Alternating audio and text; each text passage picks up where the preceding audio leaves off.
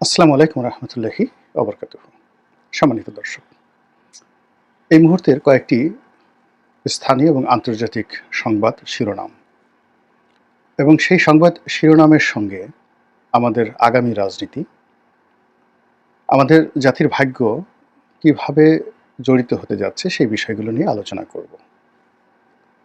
স্থানীয় বাজারে যে খবর, সেই খবরটি হলো আওয়ামী লীগের কার্যক্রমকে নিষিদ্ধ করা হয়েছে ছাত্র জনতার দাবির মুখে। মূলত এটা সরকারের একটা ব্লুপ্রিন্ট হতে পারে, অথবা এই কাজ করার জন্য সরকারকে বাধ্য করা হতে পারে। এটি নিয়ে মিশ্র প্রতিক্রিয়া রয়েছে। সরকারের সকলেরই মন ভার।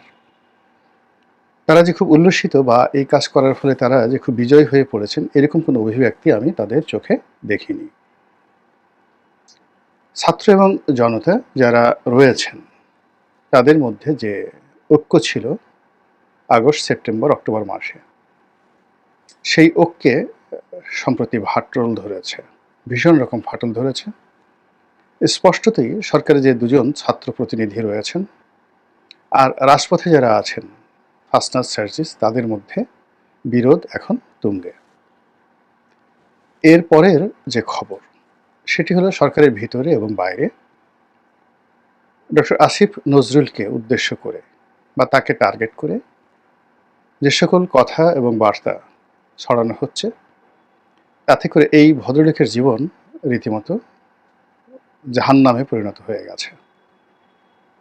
তিনি অসহায় হয়ে পড়েছেন এবং এতটা অসহায় যে ফেসবুকে এসে তার নিজের মনের কথা বলতে হচ্ছে।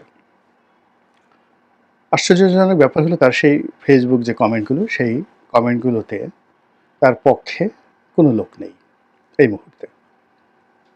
এমনকি তার একান্ত আপনজন যারা আছেন, যারা তাকে আদর্শ মনে করতেন, এবং সারা বাংলাদেশের শিক্ষকদের মধ্যে এই জুলাই পূর্ব সময়ে তার যে জনপ্রিয়তা ছিল, এমন জনপ্রিয়তা বাংলাদেশের কোনো বিশ্ববিদ্যালয়, কলেজ বা স্কুলের কোনো শিক্ষকের জীবনে জাতীয় পর্যায়ে ঘটেনি।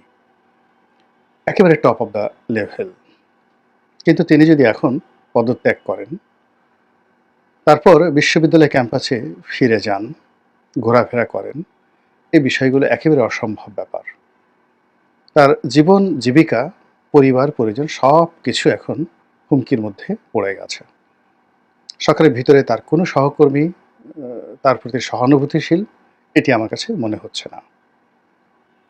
তো এরকম নানা রকম মৌলিক, যৌগিক যে রসায়নগুলো সরকারের ভিতরে এবং বাইরে চলছে, যা আমরা দেখতে পাচ্ছি। এরপর বাংলাদেশকে কেন্দ্র করে কতগুলো আন্তর্জাতিক ঘটনা ঘটছে, সেগুলো বলার আগে আওয়ামী লীগ যে নিষিদ্ধ হলো, ওটা নিয়ে দু চার কথা বলে নেই। আওয়ামী লীগ নিষিদ্ধ হলো, এটা বিএনপি ভালোভাবে নেয়নি। সবাই অভিযোগ করছে যে জামাতের যারা নেতৃবৃন্দ, তারাই এই কর্মটি করিয়েছেন। কিন্তু পুরো পরিস্থিতি এতটা নাজুক হয়ে পড়েছে যে আমিরে জামাত একথা বলতে বাধ্য হয়েছেন রাজনৈতিক দলগুলোর সঙ্গে আলোচনা করে আওয়ামী লীগ নিষিদ্ধের বিষয়ে যদি কোনো সিদ্ধান্ত নেওয়া হতো, এটি ভালো হতো। অন্যদিকে শাহবাগে যে উত্তাল সেই ছাত্র জনতার সম্মিলন চলছে, সেখানে আনন্দ মিছিলের প্রস্তুতি চলছে আমি যখন এই ভিডিও করছি। আবার ছাত্র জনতার এক পক্ষের অবিসংবাদিত নেতা জনাব পিনাকি, তিনি লন্ডন থেকে, না ঠিক প্যারিস থেকে ঘোষণা দিয়েছেন যে আওয়ামী লীগের এই নিষিদ্ধ হওয়ার যে বিষয়টি, এটি উদযাপন করা দরকার এবং সেখানে জিয়াফত হতে হবে, এবং সেই জিয়াফতে চাকবুম চাকবুম চাঁদনি রাতে একটা বিখ্যাত বাংলা গান রয়েছে, সেই গানটা বাজানোর জন্য তিনি বলেছেন, এবং এজন্য যত খরচ লাগে তিনি সেটা দেওয়ার অঙ্গীকার করেছেন। তো এই যে জিয়াফত, সেই জিয়াফত নিয়ে আমি আরেকটা ভিডিও করব, কিন্তু এখানে এই পর্যন্ত সেখানে শেষ করি খবরের বিষয়ে।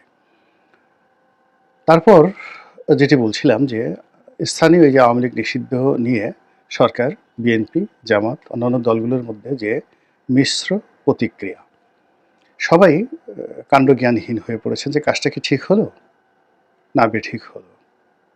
এই কাজের প্রেক্ষিতে আমাদের কি বলা উচিত, আমাদের স্ট্যান্ড কি হওয়া উচিত, এই বিষয়ে সরকার, বিরোধী দল কিংবা আগামীতে যারা ক্ষমতায় আসবে বলে ধরে নেওয়া হচ্ছে, তারা কেউ স্ট্রিক্ট, কনক্রিট অ্যান্ড পয়েন্টিভ কোনো সিদ্ধান্ত জানাতে পারছে না বা বক্তব্য দিতে পারছে না। এবং এই দ্বিধাদ্বন্দ্বতা জাতির জীবনে মারাত্মক বিপর্যয় ডেকে নিয়ে আসে। আমাদের সীমান্তে দুটো বড় বড় সমস্যা রয়েছে, ভারতের সঙ্গে এবং মায়ানমারের সঙ্গে। মায়ানমারের সম্পর্কটি এখন আন্তর্জাতিক অঙ্গনে আমরা দ্বিমুখী চাপের মধ্যে পড়েছি। আমেরিকা এবং পশ্চিমা রাষ্ট্র, বিশেষ করে ইউরোপীয় ইউনিয়ন, তারা চাচ্ছে যে বাংলাদেশের ভিতর দিয়ে একটা মানবিক করিডর দেওয়া হোক এবং সেই করিডরটি জাতিসংঘ ব্যবহার করবে মানবিক ত্রাণ পৌঁছানোর জন্য। কোথায়? সেই আরাকান রাজ্যে। তো যেখানে আরাকান রাজ্যে সীমান্তে আরাকান আর্মি প্রহরারত এবং এই আরাকান আর্মির দ্বারা যারা বাস্তুচ্যুত, তাদের মধ্যে জাতিসংঘ কিভাবে ত্রাণ পৌঁছাবে, এটা আমার মাথায় ঢোকে না। আমি সহ অন্যান্য যারা রয়েছেন বাংলাদেশের একেবারে অল্প বুদ্ধির মানুষ, তারা সবাই ভয় পাচ্ছেন, আতঙ্ক পাচ্ছেন যে মানবিক করিডোরের আড়ালে এই রোহিঙ্গা অঞ্চলে বার্মা অ্যাক্টের অধীন একটি নতুন রাষ্ট্র, সেটা খ্রিস্টান রাষ্ট্র হতে পারে, বৌদ্ধ রাষ্ট্র হতে পারে, মুসলিম রাষ্ট্র হতে পারে, এমনকি একাধিক রাষ্ট্র হতে পারে, ছোট ছোট রাষ্ট্র, সেটা গঠন করার জন্য আমেরিকা সর্বশক্তি নিয়োগ করছে এই মুহূর্তে, শুধুমাত্র চীনকে একটা উচিত এবং দাঁত ভাঙ্গা জবাব দেওয়ার জন্য এবং ওই অঞ্চলে নিজেদের আধিপত্য বজায় রাখার জন্য। আর এই কাজে বাংলাদেশকে একটি ট্রানজিট পয়েন্ট হিসেবে তারা ব্যবহার করার চেষ্টা করছে ভয়ানকভাবে, যার আতঙ্ক আমাদেরকে পেয়ে বসেছে। অন্যদিকে ভারত এবং পাকিস্তানের মধ্যে যে যুদ্ধ, সে যুদ্ধ আমাদেরকে আতঙ্কের মধ্যে ফেলে দিয়েছিল। এখন মার্কিন যুক্তরাষ্ট্র এবং চীনের মধ্যস্থতায় এখানে যুদ্ধবিরতি চলছে এবং সম্ভবত এটি স্থায়ী হতে যাচ্ছে। অতীতে যেই কয়বারই ভারত এবং পাকিস্তানের মধ্যে যুদ্ধ হয়েছে, পুরো যুদ্ধটাই ছিল রাজনৈতিক। যখন দুটো রাষ্ট্রে শাসকরা খুব বিপদের মধ্যে থাকেন, তখন তারা এই সীমান্তে উত্তেজনা তৈরি করেন, আবার খুব তড়িঘড়ি করে সর্বোচ্চ 1 সপ্তাহ থেকে 15 দিনের মধ্যে এই যুদ্ধ নিষ্পত্তি হয়ে যায়। এইবারের যে রমরমা যে অবস্থাটা ছিল, যুদ্ধংদেহী যে অবস্থাটা ছিল, তাতে সকলের মধ্যে একটা সাসপেন্স চলে আসছিল যে পরমাণু যুদ্ধ বোধহয় শুরু হয়ে গেল। কিন্তু সেটি বন্ধ হয়ে গেছে এবং আমার ক্ষুদ্র বুদ্ধি নিয়ে একেবারে প্রথম দিকে যখন আমি ভিডিও করেছিলাম, তখন আমার কাছে মনে হয়েছিল যে এই যুদ্ধ বেশি দিন দীর্ঘস্থায়ী হবে না এবং এটা খুবই দ্রুত নিষ্পত্তি হয়ে যাবে। এবং এটি নিষ্পত্তি হয়ে গেলে বাংলাদেশের জন্য এক ধরনের বিপদ, আর নিষ্পত্তি না হলেও আর এক ধরনের বিপদ।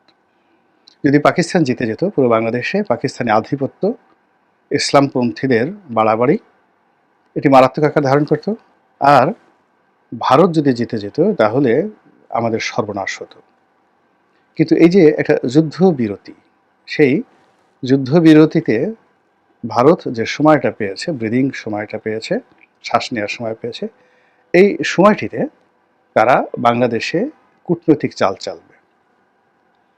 এবং এখন আমাদের জন্য যে বুদ্ধির দুর্ভিক্ষ চলছে, চিন্তা এবং চেতনার যে দুর্ভিক্ষ চলছে, এই দুর্ভিক্ষের মধ্যে অস্ত্রের আঘাত, যুদ্ধের দামামা, এগুলোর চাইতে কেউ যদি আমাদের সাথে চালাকি করে, তারপরে আমাদেরকে ঠকানোর চেষ্টা করে, আমাদের সঙ্গে কূটকৌশল করে, এটি আমাদের জন্য রীতিমতো ডিজাস্টার।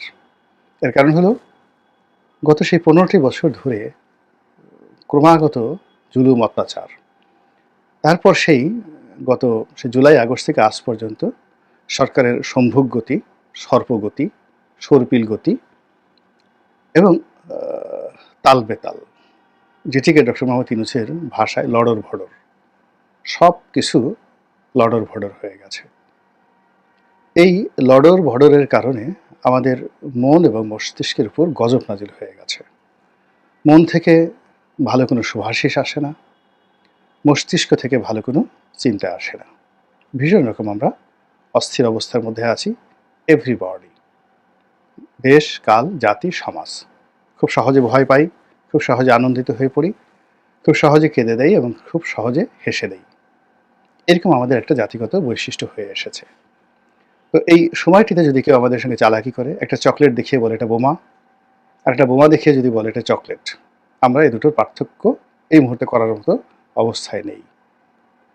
তো সেই কারণে ভারত যদি তার চাণক্য নীতি নিয়ে আমাদের সঙ্গে খেলে, এটি সংগতিকালীন একটা মহাবিপদ এবং বিপর্যয় তৈরি করে ফেলবে। তো সেই দিক থেকে শেখ হাসিনার যে চ্যাপ্টারটি, আওয়ামী লীগের চ্যাপ্টারটি, ভারতের সঙ্গে বাংলাদেশের যে সম্পর্কের চ্যাপ্টারটি, ভারত পাকিস্তান যুদ্ধের মধ্যে এটি চাপা পড়ে গিয়েছিল। এখন ভারতের যে ওয়েস্টার্ন ফ্রন্টে শান্তি স্থাপিত হওয়ার সঙ্গে সঙ্গে ভারত এখন ইস্টার্ন ফ্রন্টে, অর্থাৎ এই যে বাংলাদেশের সঙ্গে তাদের যে সীমান্ত রয়েছে, দীর্ঘতম সীমান্ত প্রায় ৪,৫০০ কিলোমিটার, এই সীমান্তে তারা নজর দেবে এবং তারা এখানে দুটো বৃহৎ শক্তির উপর প্রভাব বিস্তার করবে। ১ নম্বরে আওয়ামী লীগ, ২ নম্বরে সেনাবাহিনী, ৩ নম্বরে আমলাতন্ত্র, ৪ নম্বরে তাদের যে ব্যবসায়িক গ্রুপ রয়েছে বাংলাদেশে, সাংবাদিক ব্যবসায়িক গ্রুপ, তাদের উপর। এবং এসব কর্মকাণ্ড করে প্রথমত এখানে যে সকল রাজনৈতিক শক্তি রয়েছে তাদেরকে আরও দুর্বল করবে, একেবারে যাকে বলা হয় সিকিমের পর্যায়ে তারা নিয়ে যাবে। আর তারা সর্বোচ্চ চেষ্টা করবে ছলে বলে কৌশলে আওয়ামী লীগকে বাংলাদেশে রাজনীতির ধারক বাহক করার জন্য, শেখ হাসিনাকে আবার ঢুকানোর জন্য। এখানে রাষ্ট্রের পক্ষ থেকে, সরকারের পক্ষ থেকে নিষেধাজ্ঞা জারি করা হয়েছে, এগুলোকে তারা একটা কচু পাতার পানিও মনে করছে না। যেখানে শেখ হাসিনার যদি ক্ষমতা ধরেন, সেই ক্ষমতা যদি ১০০ ডিগ্রি ফারেনহাইট হয়, আর এখন ডক্টর মোহাম্মদ ইউনূসের ক্ষমতা যদি ধরেন তাহলে ০ ডিগ্রি ফারেনহাইট, এটার কোনো উত্তাপই নেই, জিরো। তো সেই ১০০ ডিগ্রি ফারেনহাইট নিয়ে জামাতের মতো একটা ছোট দলকে তারা সর্বশক্তি দিয়ে নিষিদ্ধ করার চেষ্টা করেছে, দমন করার চেষ্টা করেছে, পীড়ন করার চেষ্টা করেছে। ফলাফল শুধু শূন্য নয়, রিভার্স, উল্টো হয়ে গেছে। তো সেই দিক থেকে ০ ডিগ্রি তাপমাত্রা যাদের সরকারের, সেই সরকার আওয়ামী লীগের বিরুদ্ধে বিরাট একটা সিদ্ধান্ত নিল, আর অমনি সেটা আগ্নেয়গিরির অগ্ন্যুৎপাতের মতো সেই জ্বলন্ত লাভা সেটি এই ভূপৃষ্ঠে উদ্গীরণ করা শুরু করলো। এটা কখনো হবে না। বরং এখানে আওয়ামী লীগের পক্ষে যে বিষয়গুলো হয়ে গেছে, আলটিমেটলি অনেকগুলো জিনিস চলে গেছে, এটি যারা এই সিদ্ধান্ত নিয়েছেন তাদের সবাইকে ভোগাবে। তো যেটা বলছিলাম যে এখন মে মাস চলছে, জুনের একেবারে প্রথম দিকে কুরবানির ঈদ এবং দীর্ঘকালীন ছুটি, প্রায় ১০ দিন সরকারি অফিস আদালত বন্ধ থাকবে। এরপরে শুরু হবে উত্তপ্ত জুন মাস। তো জুন মাসের দিকে বাজেট প্রণয়নের সময় সরকার খুব ব্যস্ত থাকবে টাকা পয়সার হিসাব মেলানোর জন্য। জুন, জুলাই এবং আগস্ট, আগস্ট মানে সেই আবার অভিশপ্ত আগস্ট আওয়ামী লীগের জন্য। ফলে এই সময়টিতে আওয়ামী লীগ সর্বশক্তি নিয়োগ করে তারা রাজপথ গরম করার চেষ্টা চলবে। তাদের যে নেত্রী শেখ হাসিনা এই টুস করে ঢুকে পড়েছে, ঢুকে পড়ুন বা না পড়ুন, এটা ভয় দেখানো হবে। এবং এই ভয়ের জন্য তারা সেই রাখাল বালকের ঘটনা, তারা সেই গল্পের তারা মহড়া দেবে। আজকে ঢুকে গেছেন শেখ হাসিনা ত্রিপুরা দিয়ে, এখন কুমিল্লার এই সীমান্তে আছেন, এরকম গল্প বলবে।